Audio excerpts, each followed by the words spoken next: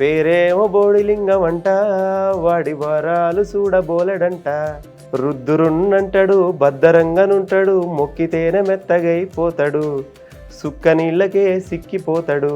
శివుణ్ణి కాలి పట్టినవేల నుంచి గంగమ్మ వరకు నాన్నగారు ఒక రోజు లేక నువ్వు వెళ్ళి అభిషేకం చేయి ఈ రోజు అని చెప్తే వెళ్ళాను నేను. ఈ రాయికి నీళ్లు పోస్తే ఏమవుతుంది? నిజంగా ఏదో అయ్యేట్టయితే ఇప్పుడు ఏదో జరగాలి కదా. ఏ కుంభమేళ ఎక్కడ ఏం జరిగినా కానీ వాళ్ళు వస్తుంటారు, వెళ్తుంటారు. అనిమ, లఘిమ, మహిమ, గరిమ ఇవన్నీ అష్టసిద్ధులు. ఆ చైతన్యాన్ని రగిలించింది ఈ చిత్రం. నేను అడిగింది రెస్పాన్స్ ఓకే, ఇండస్ట్రీ నుంచి రెస్పాన్స్ ఓకే, కానీ ఇండస్ట్రీ నుంచి అవకాశాలు ఇంకా రావాలి. అంటే ఇంకా నేను దాని అంటారు మీ గురించి ఎంక్వైరీ నడుస్తూ ఉంటుంది. కాకపోతే ఇంకా పని అని ఒక సినిమాకు రాశాను, విఎన్నాదిత్య గారిది త్వరలో రాబోతుంది. అది మొత్తం స్నేక్ మీద, మొత్తం పాము మీద తీసిన, పాముతోనే మొత్తం సినిమా. ఆ పాముని ఎలివేట్ చేస్తూ అక్కడ పామే హీరో, అదే హీరో. ఇంకా ఆ hero elevation song, title song రాశాను. అది అయిపోయింది. సినిమా కూడా త్వరలో వస్తుంది. ఇంకా అది మిగతా పనులన్నీ జరుగుతున్నాయి దాన్ని. ఓకే ఓకే, అట్లా ఒకటొకటి వస్తుంది. నాకు ఒక చిన్న ఆలోచన అండి, సినిమా అయినా నేను బయట రాసుకున్న సాహిత్యం అయినా మంచి సాహిత్యం ఉండాలి, మంచి భాష ఉండాలి, మంచి భావన ఉండాలి. అది సమాజానికి ఏదో ఒక మంచి సందేశాన్ని ఇచ్చేలాగా, ఒక ఉపయోగం జరిగేలాగా ఉండాలి సాహిత్యం అన్నది. సూపర్. నా ప్రయత్నం అది. ఎన్ని పాటలు రాసింటారు సార్ బయట? మనకి బయట అంటే రిలీజ్ అయినవి 10-15 దాకా ఉన్నాయి. నేను రాసుకున్నవి చాలా ఉన్నాయి నాకు. ఎందుకంటే శివుడి మీద చాలా ఎక్కువ నాకు భక్తి.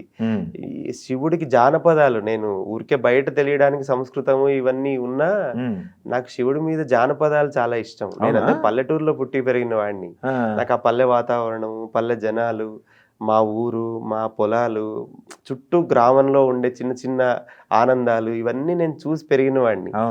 నాకు అది ఇష్టం.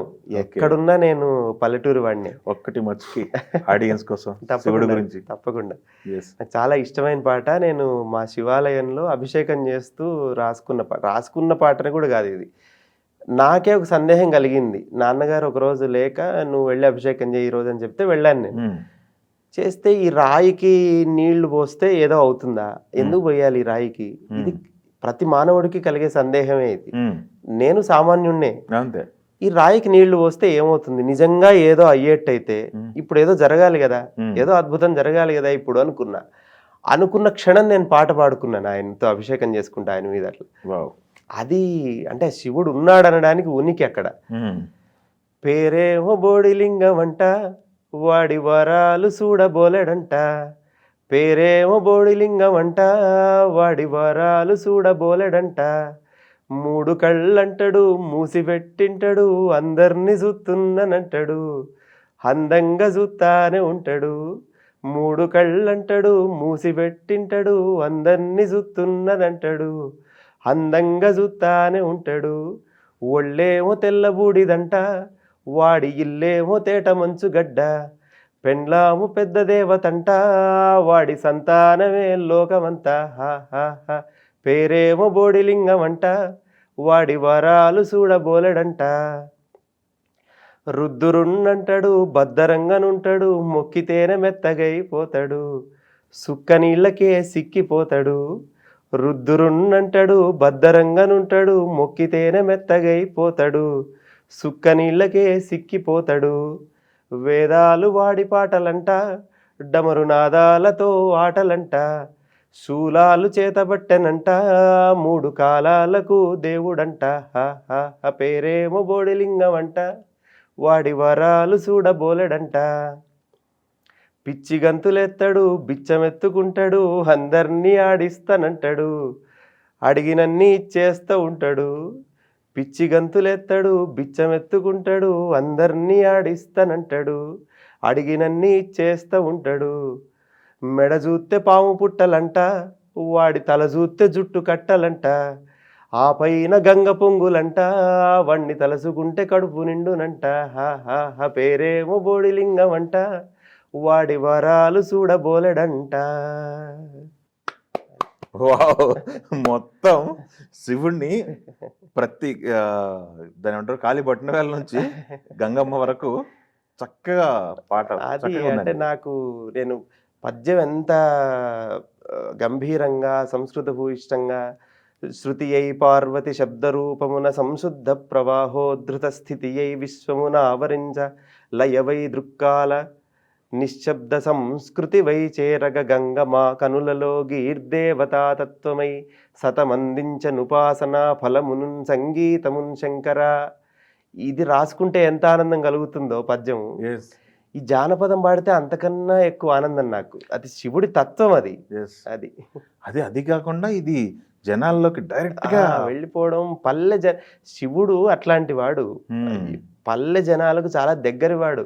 మా మల్లన్న, మా మహాకాలుడు, ఇప్పుడు భారతదేశంలో ఏ మూలకు వెళ్ళినా మారుమూల కుగ్రామాల్లో కూడా శివార్చన చాలా ప్రధానంగా ఉంది భారతదేశంలో. అవును, అంత దగ్గరవాడు శివుడు. ఎందుకంటే ఆయన ఏం కోరాడు? ఒక చెంబడు నీళ్లు పోస్తే, భరణి గారు అంటారు చెంబడు నీళ్లు పోస్తే ఖుష్ అని. అంతే కదా ఆయన అడిగింది. 2 బిల్వపత్రాలు. ఏమడిగాడు? నీ ఆస్తులు అడుగుతున్నాడా ఏమైనా? ఆ మనస్సు అంటే ఏమీ కల్మషం లేనటువంటి మనస్సు ఉన్నవాడికి శివుడి మీద ఆటోమేటిక్గా భక్తి కలుగుతుంది. అది శివుడు. భరణి గారిని కలిసినప్పుడు ఏంటి పరిస్థితి? మీరు ఏం మాట్లాడుకున్నారు? భరణి గారితో చాలా ఆత్మీయత అండి. ఎన్నో రోజులుగా, అంటే ఆయనతో చాలా కాలం నుంచి ప్రయాణం చేస్తున్నాను. భరణి గారు అంటేనే శివుడికి ఆ తత్వము అది వేరు. ఆయన ఆ మార్గంలో ఎప్పటి నుంచో ఉన్నవారు. నాకు అది ఇష్టం. ఆయన ఆటగదరా శివ రాసినప్పుడు కానీ, ఇవన్నీ వింటున్నప్పుడు, సబ్బాష్రా శంకర రాసినప్పుడు కానీ చాలా పొంగిపోయేవాడిని విని. ఎందుకంటే అది నాకు కవికి మాత్రమే తెలుస్తుంది అనుభూతి. అది వేరు, ఆయన ఎంత గొప్పగా రాశారన్నది. అట్లా ఆయనతో చాలా కాలం నుంచి ప్రయాణం చేస్తున్నాను. మొన్న కలిసినప్పుడు కూడా ఆయన చాలా అభినందించారు, ఆశీర్వదించారు. అది నాకు గొప్ప ఆనందం.